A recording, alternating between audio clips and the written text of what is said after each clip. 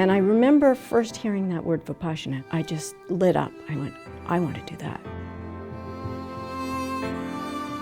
At that time, many people were traveling overland, like there was a bus going from London to Delhi. Yeah, dream bus, you know. People stoned off their head most of the time, very psychedelically painted, but you could take this bus, and I don't know, it took a month or so to get there. Arrived in India, Wagah, on the border. It was evening, and immediately when I crossed the border, I had this feeling, I'm home. We just kept heading east, and somehow we kept finding ourselves in opportune junctions where it made sense to keep heading east. This was now getting too late in the year to go overland to India. So the next option was maybe a ship out of Kuwait City might take us to Bombay.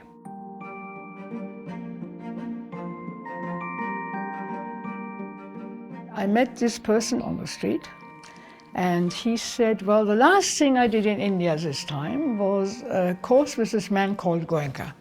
You have to do one of these courses.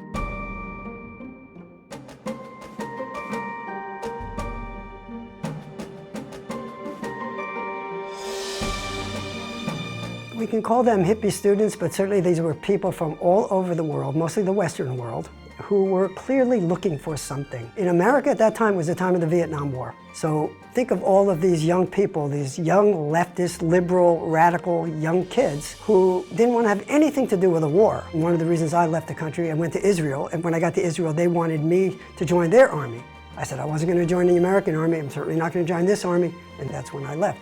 But there were thousands and thousands of these Western people on the road going to India, not really knowing what they were looking for. This was the days of the Beatles, the Rolling Stones. Clearly it was a magical mystery tour, and the fortuitous events of many different spiritual paths. People meeting their teachers, meeting their gurus. It was an amazing time in India.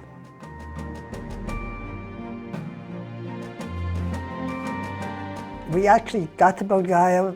The last place we stopped to look for a place to stay was the Burmese Vihara. The Burmese Vihara was instrumental in my life. Mynamar was there, so Mynamar was my first teacher. And then one night, about 2 months later, Mynamar came upstairs and he said, my friend S.N. Goenka is coming tomorrow to teach a 10-day course, and he wanted all of us to sit. I said, great. The next day, Goenka walked in, and as soon as he walked in, everything changed. And he had come for one course to Bodh Gaya, and he stayed for, I remember 5, the book says 4. But I can't remember much, so 4 it is. And we stayed and sat all those courses. It was remarkable that this man from Burma, who knew nobody, and all of these Western people, it was like a magnet being drawn to Bodh Gaya at the time, so it was incredible. His first course in English was a few months earlier up in Dalhousie. There was a couple there from San Francisco who had been cooks in the old Haight-Ashbury district in the hippie days. They came to India and they were looking for something. So they wrote to 13, I think it was 13 different living Buddhist masters at the time. Sayagyi U Ba Khin was one of those masters. He wrote back to them saying that my teaching representative in India is S.N. Goenka, and at the same time, the story I always heard was he wrote to Goenkaji saying, you go up to Dalhousie and teach those people, which he did. He said he was so unsure of his English that he started the discourses in the evening. He said the first discourse, 20 minutes. I think second discourse, 20 minutes. He said by the time day 3 happened, 1 hour, no problem. So, you know, that was the beginning of his English career. The course was obviously very successful. All 13 of those people followed him to Delhi where he did the second course in English. And all of those people came to Bodh Gaya, which is when I met Goenkaji. And by the time I met him, the discourses not so different than what they are now. His English and his mannerisms in English were so wonderful and so endearing that you just wanted to hear them over and over again. And we did. So eventually I made my way to Dalhousie, where I took my first course. And at that time there were 3 courses in a row held at the Grandview Hotel. And Goenkaji's assistant at that time was a man named Judla, who was taking the registration for all of us. And, you know, the Westerners would just sort of come in by train and trudge up to his house, and he'd write our names down. And he was very interested in our stories. And he said, well, have you done any meditation before? And I said, well, you know, not really. I read the Tibetan Book of the Dead or something, and I just really haven't done much. And he said, I think you'll really like this technique. I think you'll really practice this. And I thought, that sounds good, but I think I'll only do one course. He said, no, you do all three. I said, okay. So my very first 3 courses were 3 courses right in a row. And it was an amazing experience. My question was, how long do you have to sit? She goes, well, you have to sit an hour, and then there's one time you have to sit actually 2 hours. And I'm thinking to myself, ooh, all right, somehow I'll do this. Right? So this is in the back of my mind as we're coming into Madras now. As the course is coming up, we're in this hotel somewhere. And I said, okay, let me see just how long I can sit cross-legged. So I get myself on the bed. I'm going to try to sit cross-legged for as long as I can. I got 12 minutes. And I dissolved in a great deal of pain from the 12 minutes. So I said, well, okay, I'll just do the best I can. Another thing, a feature in the 10-day courses was that in the evening at 9 o'clock, they served hot milk and 2 cookies for everybody. Now, I was in a big fix because I wanted that milk and those cookies, but I also wanted to listen to Goenkaji's question and answers. So in those days, the seating was a bit fluent. So after the discourse, I would always place myself near the door, and the final sitting is over. Bhavatu Sarvalang, sadhu, sadhu, sadhu. I was out of the door, down the steps, down at the milk pot first, get my milk, get my cookies, wrap it all up, and zip, before half the students were out, I was up again, and right in the front to listen to Goenkaji's answering questions. So the place was a Muslim mosque way out in the countryside. No running water, no electricity. The rooms didn't have flooring, it was just beaten earth. And the roof was just tiles without anything else, so that when I looked up at the roof at night, I could see the stars through it. And I piled whatever clothes I had on top of me. It was a desert, so it was cool.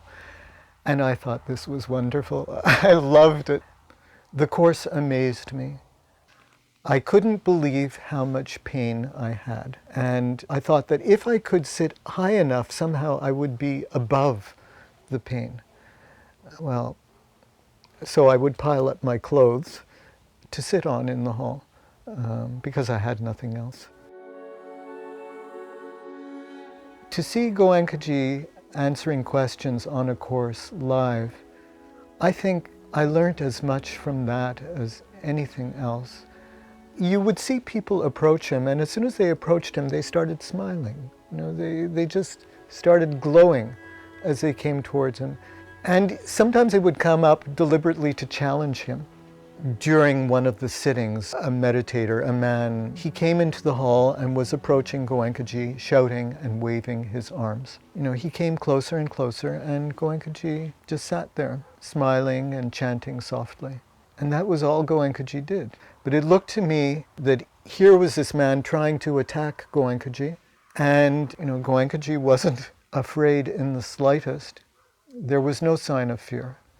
There was just peacefulness and compassion. And that proved to me that there is something about this man and about what he teaches. He was a simple teacher in that he just taught the Dhamma. That's all he was interested in. He wasn't interested in getting followers. You know, when he said, come to Benares, I know it was because he knew I needed more guidance and practice or whatever it was, right? So it wasn't that he was trying to get people under his clutches in any way like that. And, you know, he was very, in those days, you know, you go try and take a picture of him and he'd kind of shun you, you know, or laugh it off and say, what are you going to do with the picture, you know?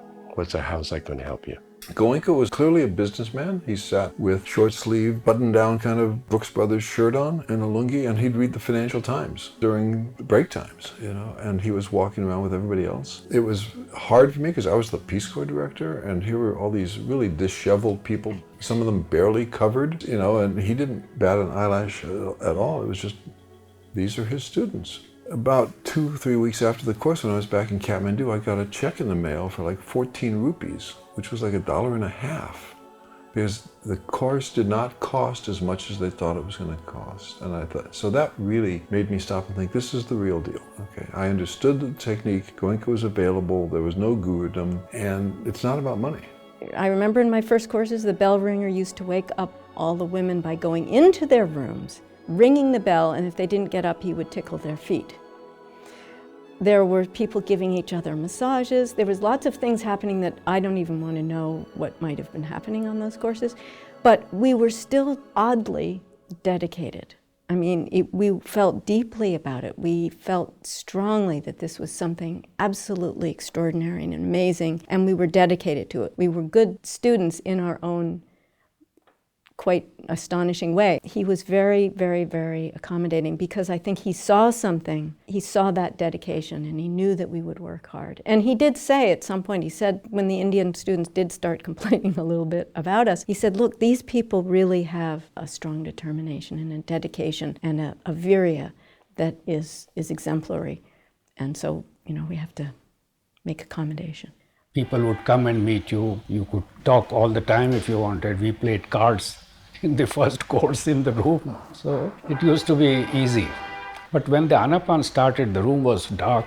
So I thought maybe Goenka ji is going to hypnotize. So I did not repeat the 5 precepts. But then he was so normal and natural that he makes everybody so comfortable.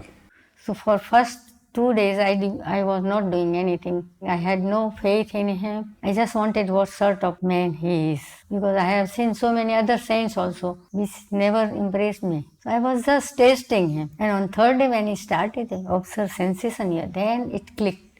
Oh, this is something most valuable thing I am missing. So then I started doing what on first day what he taught. I remembered and I started doing. Whole night I did not sleep. There was a common dormitory and all were snoring and sleeping and I was meditating. When Goenka first came to India, he came just by himself. A lot of the parents of young Indian women did not want to send their daughters to any of these gurus because there was a history there, history of abuse, one nature or the other. Goenka always said that when Mataji joined him, that was such a protection for him because it was also a protection for these young girls, and therefore so many Indian families started coming themselves and their daughters because there was a full protection by Mataji always being with him. The other thing that she provided was, he always said that her metta and her sensitivity was so strong. So he would be busy talking, dealing with something or the other. She'd be just sitting there practicing metta. So it was a big protection for him all the way around and a big help to the students.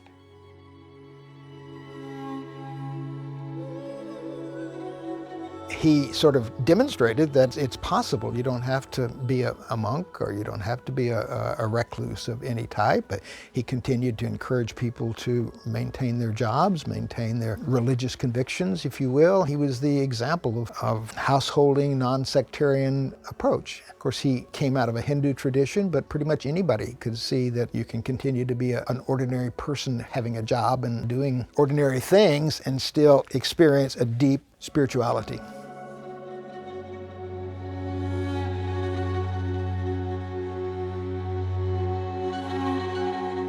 It was January 71, and Goenka came into the hall for the evening group sitting, 6 to 7. He had received a telegram, and he announced the light is out in Rangoon. And that was pretty much it that day. But the next day, instead of the normal group sitting from 2:30 to 3:30, he had it, I believe it was maybe 1 to 2 instead. And throughout the entire sitting, Goenka talked. And it was very interesting to hear what he said, because he was saying things like, now they're putting the body in the fire, and the fire is consuming the body, and on like this throughout the whole thing. And at the end of the sitting, he said, the body is now fully consumed. And everybody's sitting there saying, well, how do you know that? And I asked him years later what actually had happened. And he said when they put the body in the fire, he felt his own body start burning. And it burned through the entire sitting. And at the end, he felt nothing but a cool breeze of metta. He knew that the body had been completely burned. And he also said that Sayagyi's metta for him became much stronger when Sayagyi was no longer bounded by the physical body. I mean, we all know the gratitude that Goenka had for his teacher. So even after Sayagyi's death, that connection that Goenka had with Sayagyi was so powerful. I mean, every course he taught credited Sayagyi for that course. In October 77, I made a trip to Burma.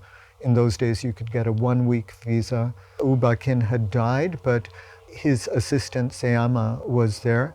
I remember for checking, the way they would do it Every evening they had a meditation hall, and at the back of the hall was a table where people would sit around and they would serve lemon water or other cold drinks. One time, Sayama translated, she said to me, you're always thinking. And of course, 100% right. So Sayama was in India at that time. Very impressive, and we understood her to be very highly developed, and it was a very strong metta. Yes, so it was a privilege to sit with Sayama.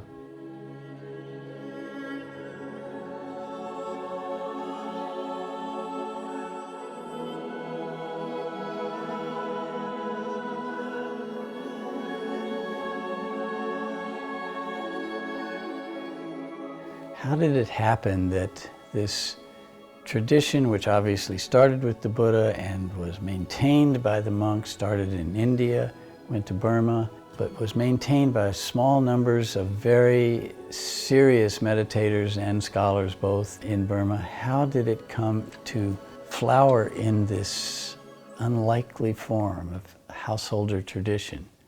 I mean, that's the story of the lineage of teachers. We know now what Ledi Sayadaw's role was. We know how he passed it on to Sayataji, who had a very important role in innovating and making it accessible to people who didn't have the kind of time monks have. We know that Uba Khen was the one who then took it and opened it up using his English knowledge and his knowledge of the teachings of the Buddha to householders in a way that would fit into their life and was able to attract more sophisticated, more educated people. What Goenka did in India and from India to the rest of the world is just, to me, the most unlikely story. And yet we know it happened because it's still happening today. We still have these centers just crowded with students who are coming to learn this technique and taking it home and practicing it as best they can. It wasn't just Goenka who saw the potential in householders, don't forget. The Ledi Sayadaw, starting with him, he saw potential. The entire chain of teachers, the lineage that we've inherited, down to Goenka, obviously, were focusing on householders. But the respect for the Sangha was there the entire time because everybody recognized, as I do today, that we wouldn't have what we have. We couldn't have inherited the Buddha's teaching had it not been for the Sangha, who kept maintaining both the scriptural understanding and the practical understanding down through how many generations? At least 100 generations. So how can you not have respect for the Sangha?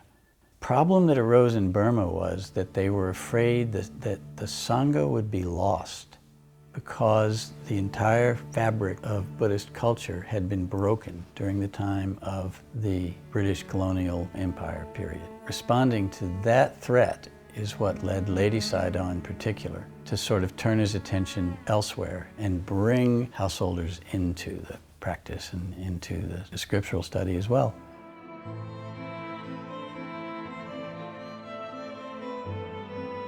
We always heard the story from Goenka about his teacher, Uba Khen, before he was Sayadaw, crossing the Rangoon River on the ferry and then having to slog through muddy paddy fields to get to Pyabweji, to get to Sayataji's teaching center. And there was no special accommodations made. Nobody was picking up students at the bus stop or anything in those days. You had to work to find your teacher and to get there. Uba Khen began teaching in an interesting way. We know the story of his meeting the Webu Sayadaw in 1941, which was a chance meeting. Uba Khen had been given the job as an accountant to go out and audit the books of various railway stations. And so he had a rail car and he was riding along on the railways and he would stop and look at the books at each place and then go on and audit the books in the next place. And that's when he first saw the Webu Sayadaw, asked, "Who is that monk?" Went to meet him. Webu Sayadaw meditated all day. Uba Khen went and just sort of paid respects in front of his hut, and the door came open and out came Webu Sayadaw. "Hey, who are you?" Sayadaw explained to Webu Sayadaw how he was working. Webu Sayadaw said to him, "You must start teaching this immediately."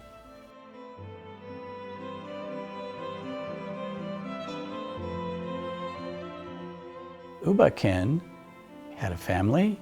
He had wife and children. He had a job. He would go to his job every day. He lived the normal life of a householder in the capital city there. He would go off to work during the day, he would come at night, he would check on the students, how were they doing, and then he would go back to work the next day and so forth. I was asking about Ubakin. People said Ubakin was a bodhisattva, and what did that mean exactly?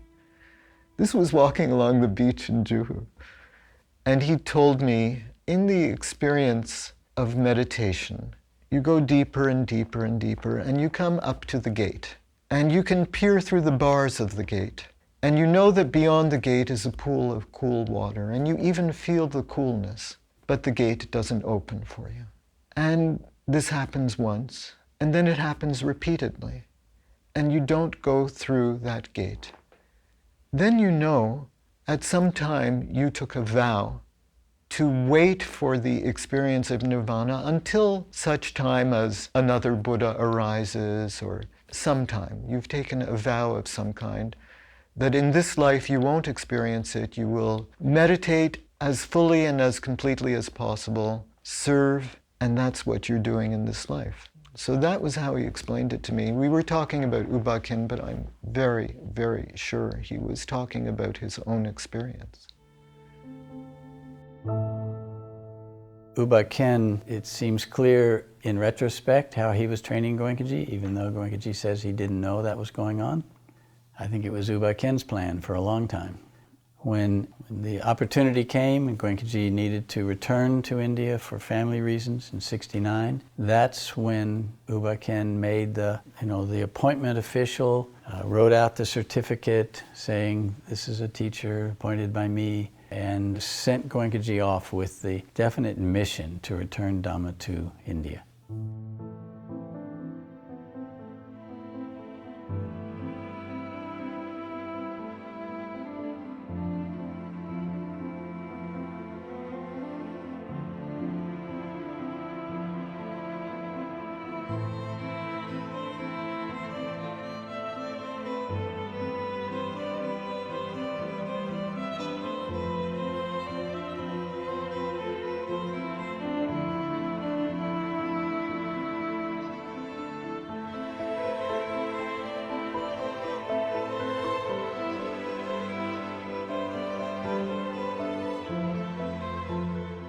He would have loved to have gone, and the best he could do, given the circumstances, the political circumstances of the time, was to teach Goenkaji as best he could and send Goenkaji off to start teaching. It was also a way of giving Goenkaji some confidence. This was, I think, a surprising idea for Goenkaji. When Ubakin appointed him a teacher and sent him to go to India and return the Dhamma, I mean, that's a big, a big weight to put on someone's shoulders. And so by Ubakin saying, don't worry, you're not going, I'm going, it meant you have all my support, at least that, and it would have been a confidence boost for him.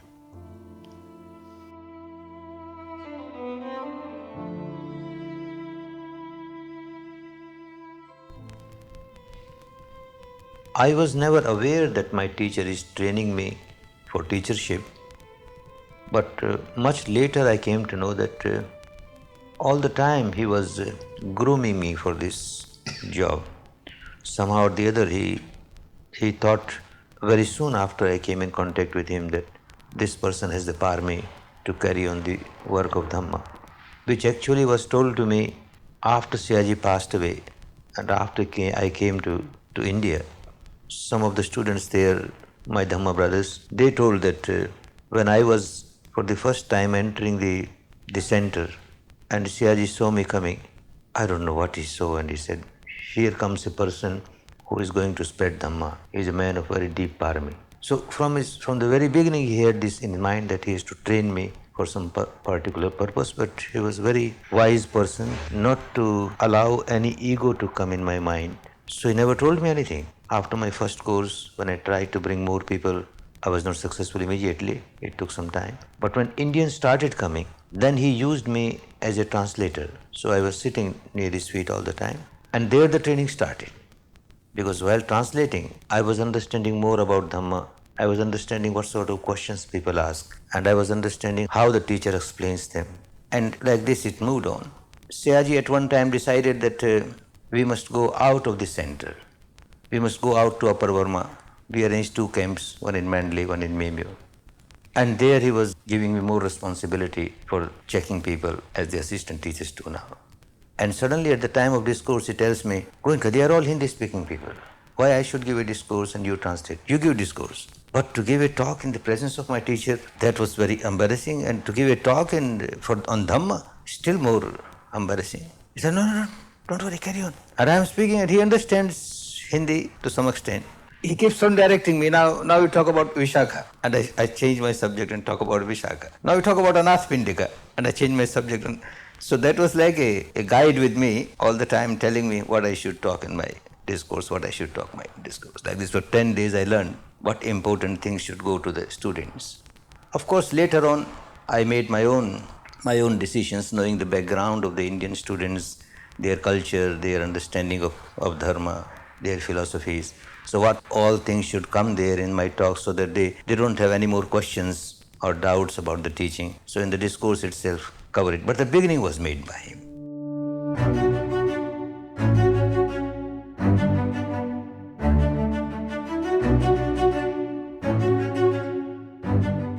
I was working in the Burma government trade organization, and then I first went to a Buddhist monk's Vipassana course.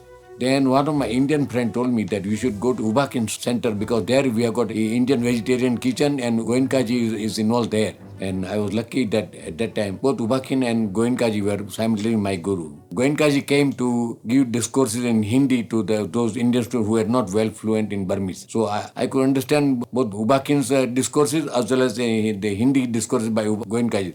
So I was benefited from both sides. On the last day of our Vipassana course in June 1969, I got a good news or sad news that Goenkaji is very soon going to India. So on one way we are happy that he is going to India. On the other way we were very sad that we will be missing him because we love him so much. We like to be next to him every now and then. And soon after Goenkaji left back to India, one Sunday evening we went to Mynamar Road, in Internal Meditation Center. And after meditation, we are sitting just in front of Ubakin and we are listening to his talk. And he started suddenly talking about Goenkaji. He said, now you will see that my disciple Goenkaji has taken back the plant back to India. It belongs to India. If it spread directly from Burma, we will be stealing. It should spread from India. So I am happy that Goenkaji has gone back to India and now you will see that the plant will get planted firmly in India and it will spread from India like anything. And then he predicted, I will not be alive to see. But you will see that pagodas will be built throughout the world. Throughout the world, it will spread.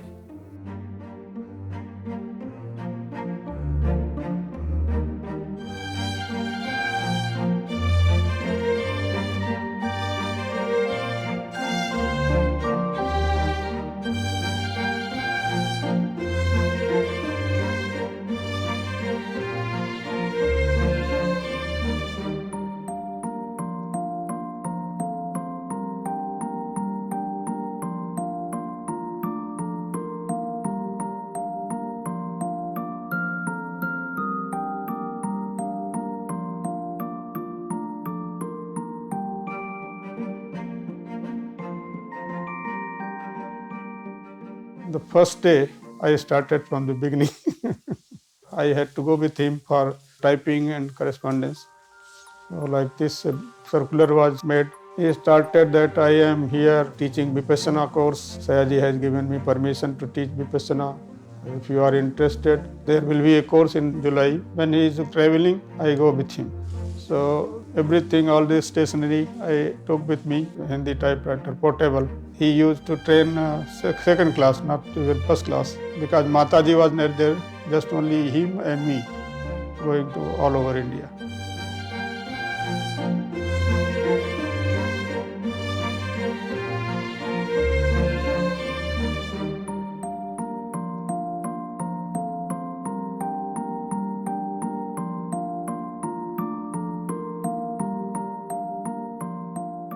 This was the first bit of his, yes.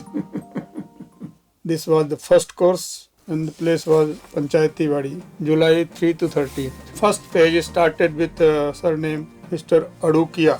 This is Mr. Natwarlal Parikh, who attended the 55th course of India. Mrs. Parikh was 1976. She attended the next course.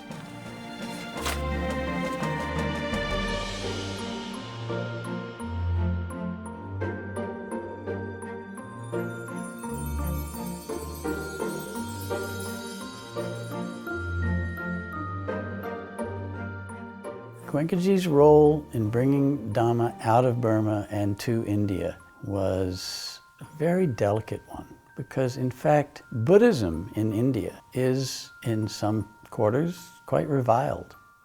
Rather than a legend or history or mythology of respect for a great Indian teacher, instead the religious teachers of that time began to talk down Buddha and his teaching. It's odd. You'll go to various places in India and you may find that they retain a statue of Buddha, an idol of the Buddha. They say the Buddha is part of their pantheon of gods. He's one of the reincarnations of Vishnu or something. But at the same time they'll say, but don't follow his teaching. No, that's bad. So now Goenkaji comes and he's starting to teach in India. He didn't call it Buddhism, as we know. He used the word Dhamma. Dhamma or Dharma is a very respected word in Indian language. By getting people to meditate, began to show them that what the Buddha was teaching was not something to be reviled at all. But he had to do this little by little. It was hard to convince Indians of this. And in time, they came to see it.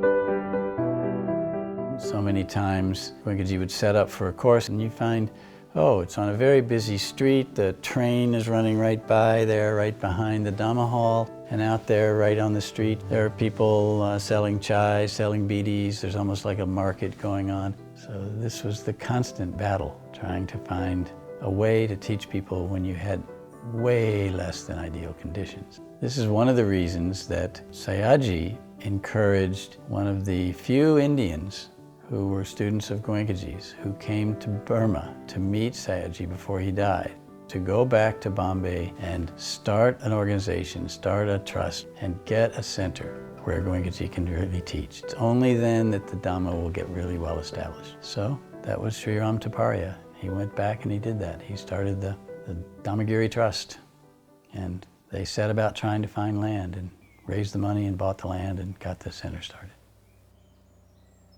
We heard on Metta Day, somebody was saying that, Guruji was looking some place for meditation center. So myself and Bhojaraji went to Guruji and requested Guruji, while you are going to Bombay, we have few places in mine, in Igatpuri. Few mango trees were there, all just like a barren land. Somebody asked, we heard that you are looking some place. So he said, no, the place was looking for us.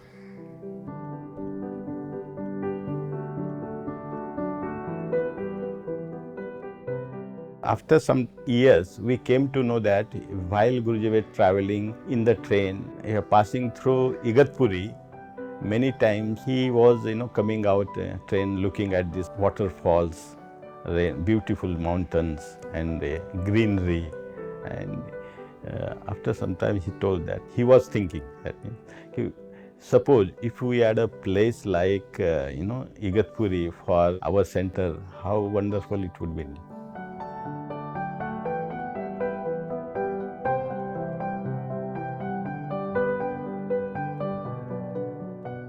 Two bungalows, a shed, and a big storage go-down. There's no electricity, there's no water. The place is infested with insects, scorpions, snakes, centipedes, and Graham's living there in one of the bungalows in one of the rooms. And if you want water, there's a well at the bottom of the hill. You go down there and bring back buckets of water, candles. So, I asked, so what are we doing here? And he said, well, Goenkaji said, just meditate. So that's what we're doing, just meditate. But half of our time was consumed in keeping ourselves alive because we have to cook, we have to go down to the village and shop, we have to bring up water. We did the registration, we served in the hall, we supervised the workers, we counted the cement bags and weighed them, how much had been pinched on the way. I mean, you heard a truck at night, you jump up because it's a truck. So either it brings water or it brings cement or it brings something. So we sort of all-rounders. And we did a 3-day self-course in the cave. And on our way back from the cave, we saw these huts. As you come through Tingowari Valley, we saw these huts, and the trust was in the process of building the big long accommodation, the bungalows. And so I said, right, it'd be great if we could have some huts like this. So we spoke to the trust, and they agreed. So we made 2 circles of huts. Every villager knows how to make a hut. So why don't we engage some of the local villagers to come, and you just make a mud platform, cover it with rough stone tiles, and put up these wattle walls of reeds, pack them with mud, and put a palm leaf roof on it, and you have accommodation. So I think by the time I had come back that fall, there were 2 circles of these huts. And whenever there was a Metta day, so many Igatpuri people used to come and visit the Dhammagiri. And they will go around and say, where is your teacher? Where is your guru? You know, they were looking for. And Guruji used to mix with the students that time. He wasn't just sitting in the residence. And he will himself say, oh, here I am, I'm standing. I'm not any different guru, you know. I'm just the family man, you know, just as you are. So, and here is my wife is also with me. I'm not nobody like a long beard and something different. I'm also a human being like you. I'm not different. And he just gives example like as he is. It was really great experience for Igatpuri people also. They never found any Babas or Guru like that. I went to Dhammagiri in the fall of '76. I think I started off in the office. I knew my way around a typewriter keyboard a little bit. Very, very early, he was revising the Code of Discipline. It had existed, I think, from his very early days. He had written it himself, and he wanted to revise it. And because I wasn't afraid to sit at a typewriter, you know, I got involved in doing that. And then there were letters sometimes to do for him. You know, from there it continued.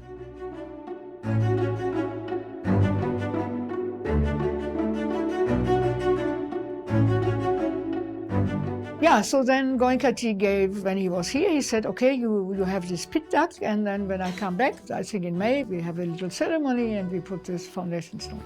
We all gathered around that hole. Then Mr. Bodrat from Igatpuri, who had found this site, he had brought a coconut and flowers, and he wanted some really nice ceremony, so Goenka actually, they did break the coconut, but he wasn't too happy with it because he really wanted to have the pure teaching and not have any standard ceremony involved with that, because then somebody might take offense or somebody might say this is important. Then every center we have to start off with all these blessings and ceremonies and coconuts and stuff like that. As he said, leave every rite and ritual behind. Not to condemn it, but here we don't do that. And I think that was the main reason.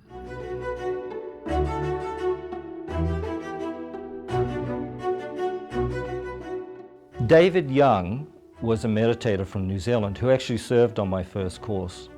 And he was charged with starting to build the initial pagoda, which was much smaller than what you see at Dhammagiri now. And so there was a group of Westerners that would work with him, and he was a carpenter, quite a skilled carpenter, and we would all get out there in the relentless sun and work in pretty atrocious conditions. And it was really hot, heavy work, and all the scaffolding was made out of bamboo and string. But we were young and we loved it. We were having a great time, and it was the Dhamma, and Goenka was coming.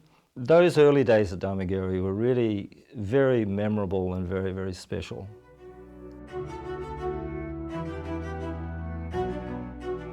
Goenka always talked about this prediction of the Dhamma going from Burma to India and from India to spread around the world. And all of these people from different places, from all the countries, they took it back. So that vision, that hope was always, let's have courses in the West, let's have courses in the West.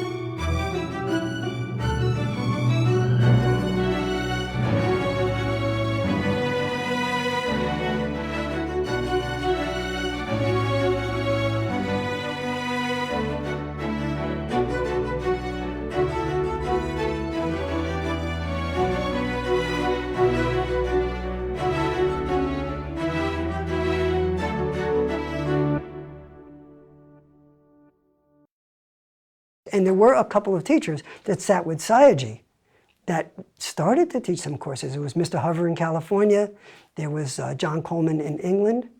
And Ruth Dennison. I think just those three did conduct in the West, and they conducted because Goenkaji said to his students, you're going back to America, you go to Robert Hover and invite him to conduct a course, organize a course for him. Same thing for John Coleman, and I believe the same thing for Ruth Dennison. So we felt it as our task to bring it to other countries and to our own countries. From mid-69 through 70, there were no Westerners. And then after that, the word really started to spread.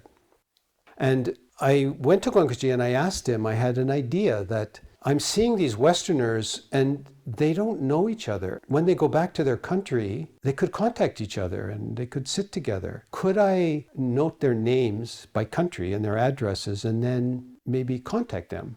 So Goenkaji said, yes, go ahead. During that year, Bill Corselius was also working up this idea about a newsletter. This list actually became the data that we started off with, and the newsletter took off. So the first 9 years were eclectic and with all sorts of articles, and were very personal actually in some of the things that were noted in there.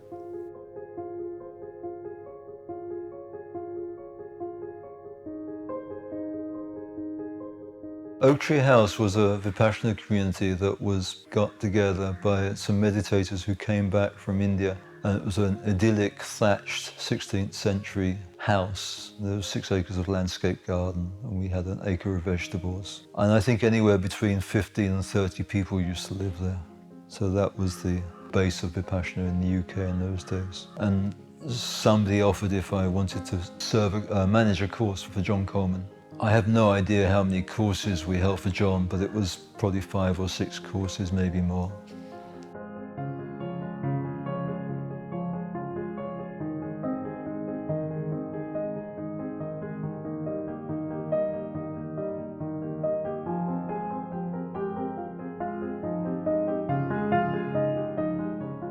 Goenkaji, he had a Burmese passport, which he treasured very, very much, because this was his motherland, and they had given him permission to come to India when nobody else was allowed. So he was very careful, and as a mark of respect, he wanted to keep this Burmese passport. Then he had promised some French lady who had been really insisting that please come to the West, come to the West. So he said he had promised that he would come. In 10 years, I will go to the West. So 10 years was nearing its end, and he still had a Burmese passport, and she said, you promised? And he said, yes, I promised, and I will keep my promise. And it was a very short switch over that he said, okay, I've asked the Burmese government so many times, they don't endorse it, I change my nationality.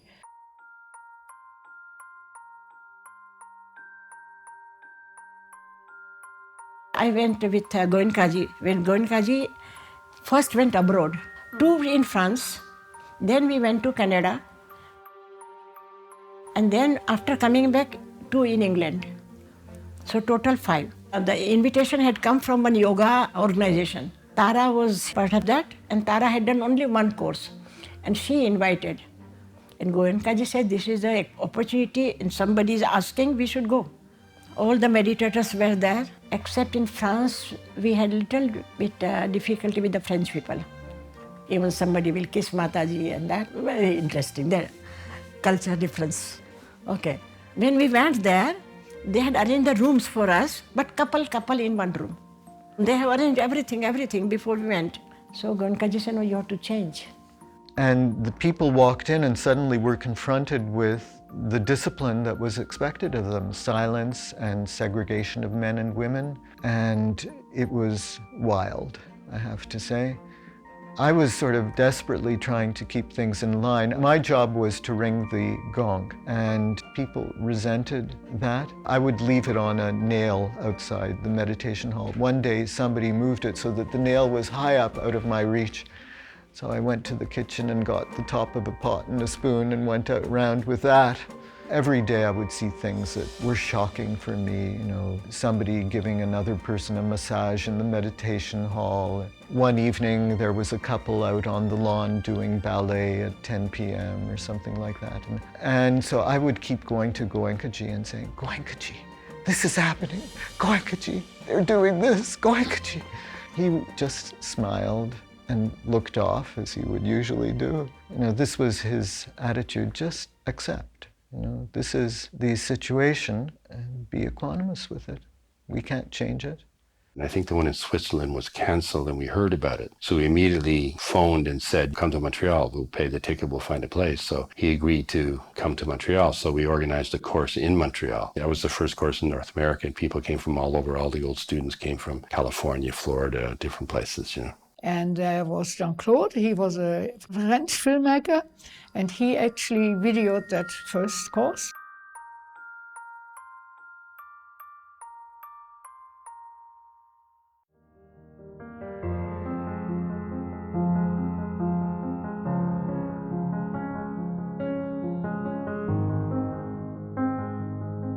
There was a pilgrimage by train to Bodh Gaya and some of the other places associated with the Buddha. And as we were on the train coming to Bodh Gaya, Goenka called me into his compartment and he said, Bill, I'd like you to be an assistant teacher.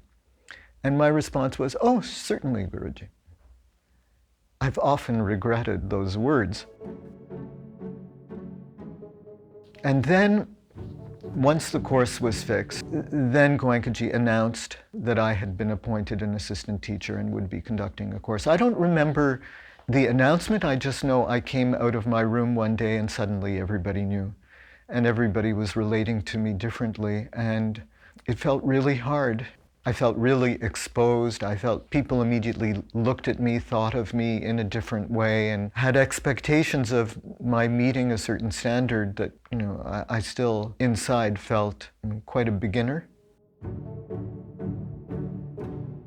At the end of that pilgrimage, after going to all the places, Bill Hart was left with the job of conducting the first assistant teacher-led course in Bodh Gaya. And I remember seeing that Bill had almost nothing to conduct that course with. And it just impressed me about how difficult that would be to represent my teacher and try to conduct a course like he did. So on the way back to Bombay, I talked to Goenka several times and asked him, what about letting me record these courses next summer when you come to the States? And at first he said, no, let's don't do that. That'll disturb everybody. And the students will get all bad results as of it. And I kept saying, well, no, I'll be like a little mouse and I'll set the camera really low and it won't distract anybody. And he finally said yes. So I arranged all the equipment, went to the camp area in Northern California, and we recorded that course, both in audio and video. And that was the beginning. And after that, I went back to India every winter and carried equipment, recorded there all winter, followed him around all summer when he was in the States and recorded in English and so forth, and began the process of preparing tapes so that the assistant teachers could conduct the courses just as he did. This was the very first course conducted by an assistant teacher, the very first 10-day course. And Goenka had said that giving a course is like taking an adhitthana. It's making a strong determination. I will do this and I will carry through to the end. So, you know, when a teacher undertakes a course, he or she is making that strong determination. And Goenka said to us, if everybody leaves, doesn't matter, you continue. If you do a self-course and continue to the end. So we started off and, you know, the first evening played Anapana, and then day one, it was all new and it was all an adventure. Anyway, the first day passed pretty much like the first day of any course, and in the evening, I turned on the discourse and felt, oh, okay, now I can relax. This is what I always feel when the discourse plays, okay, now they have Goenka. And then after the discourse, there was a break and they came back in the hall and it was time for the final sitting. And now I pressed the play button to continue, and there was just a hissing sound, nothing else, silence. There was nothing on the tape. And Goenka had said, any time that the tapes fail, you have to step in just like that. You must be ready to do it. So here it was, day one, and I had to be ready to give the instruction. And so the first thing I was asking myself was, okay, what is the instruction? But anyway, I recalled it, and I gave the instruction. So 9 o'clock came, and so I did it. You know, I chanted Bhavatu Sabba Mangalam as best I could. But what was so amazing was that as soon as I started doing it, it was a wave of, you know, the whole description, you know, just vibration, vibration, vibration. That made me feel that I wasn't there alone. This is something important for assistant teachers to feel.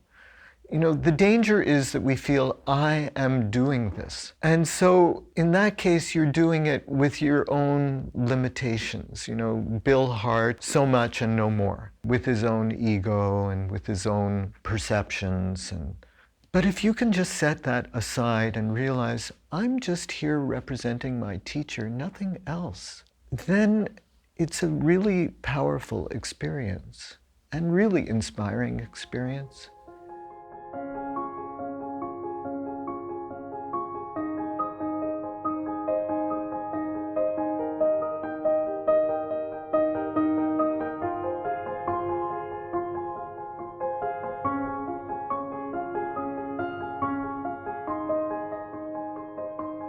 Goenka called us in and said, I'd like you to serve as ATs. And both of us said, look, we're just not, you know, with all respect, we're not, you know, because we're looking at Goenka, who's a Dhamma teacher, he's a real Dhamma teacher. Who are we? You know, we're just, gosh, you know, we manage courses. And he said, well, how can you repay your debt to your teacher? So you can't argue with Goenka. So we said, all right. So we started conducting courses. At the beginning, Goenka wanted ATs to start giving instructions to lead into giving discourses. He wanted the tradition to continue in that way. And so on some of the early courses, we did give instructions, not as well as Goenka by any means, but what he started seeing was that variations were creeping in. And I think it was one of the best things he ever did to say, look, we're just going to use the tapes. That's the resource now that people come back to, because everybody's got their own slight interpretation, a slight different emphasis. So even though there was quite a bit of criticism, people say, well, ATs are just pushing buttons, what are they doing? I don't mind. I'd rather people get the Dhamma, get it clearly in the skillful way that Goenka presents it. So, yeah.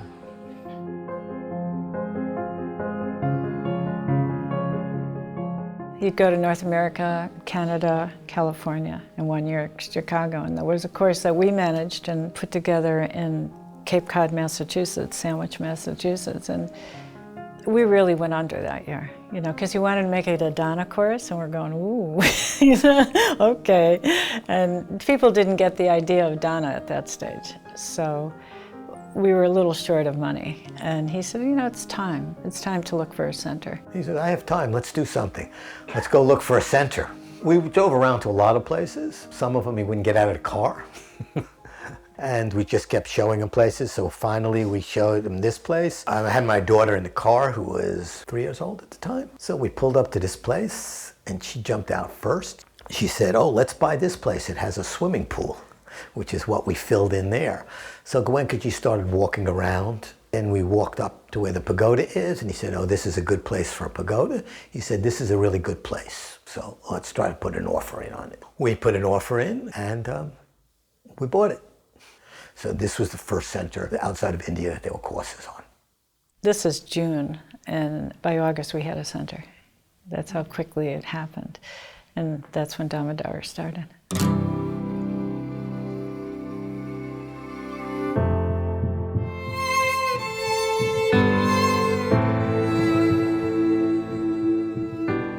In the early days, we only had this one house at Damodar. And so our first course, I think, was for one person, actually, served by 2. And then the next course, I think there were 4, and then there were 6, and then there were 8, so it sort of exponentially grew.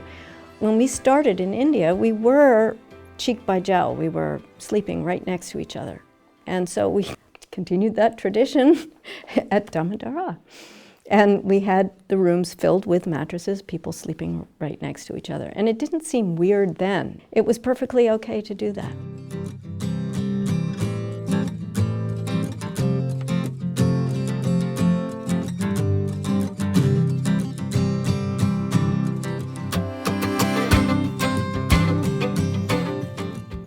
It was a very cold, bitter mountain winter. We had to build the entire center from scratch. There was nothing there, no utilities, nothing. There was just bush, there were no structures on it. We asked Goenka what is the priority when we're starting the center.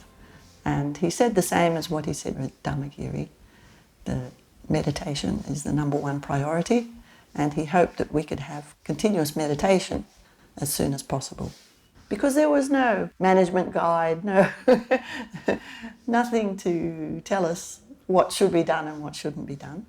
It's difficult to create that kind of pure environment in a new place where it was just bare land.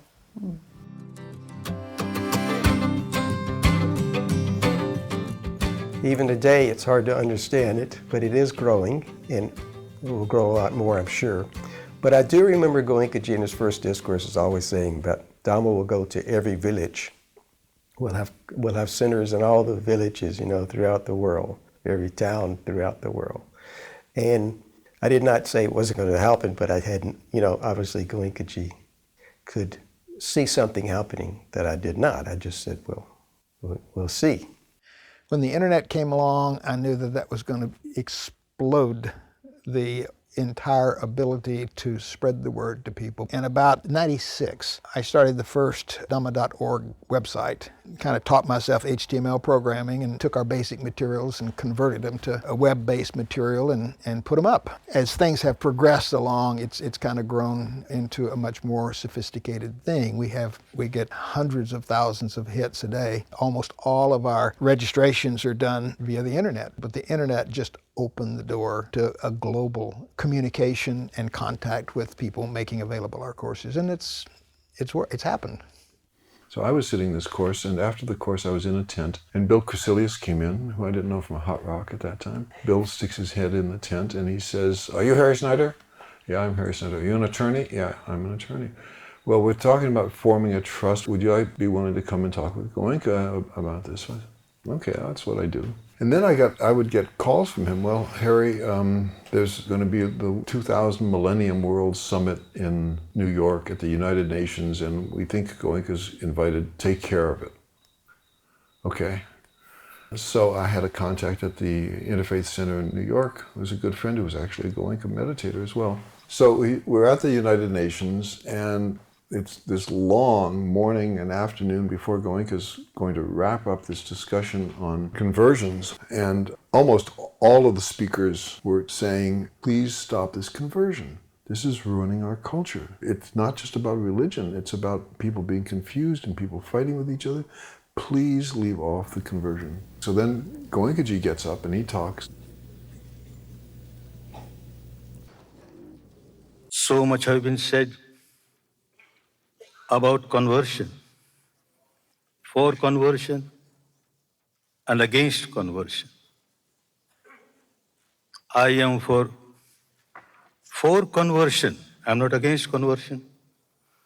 But conversion not from one organized religion to another organized religion. No. Conversion from misery to happiness.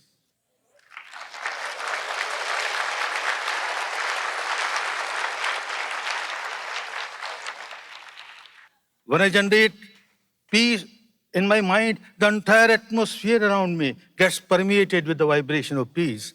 Anybody who comes in contact with me starts enjoying peace. This is the real conversion which is necessary, nothing else. It was really a miraculous moment. Before that, I'd asked Goenka, what are you going to talk about? He said, oh, I've worked something out. And he'd written out this whole thing the night before.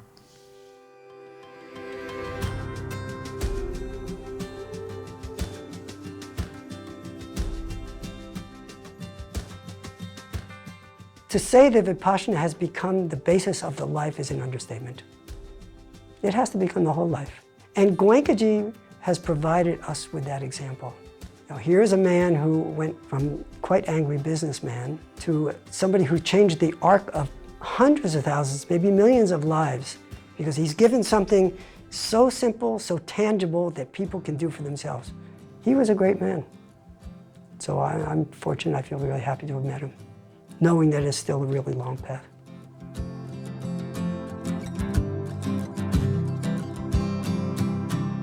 When we first started serving on courses in the West, we felt like we were definitely aiding Goenka. We were his hands, because obviously, and he said so many times, I only have 2 hands, you're the 1,000 hands, and we definitely felt like that. This is some way that we can repay back our debt of gratitude to him by helping and serving so many people in so many ways. And we really did do everything. I mean, in the early days, we were managing, we were cooking, we were cleaning the toilets, we were doing absolutely everything. And though we were exhausted half the time, usually it was with a lot of joy and a lot of gratitude. So it wasn't a hardship for us, it was just absolutely joyful.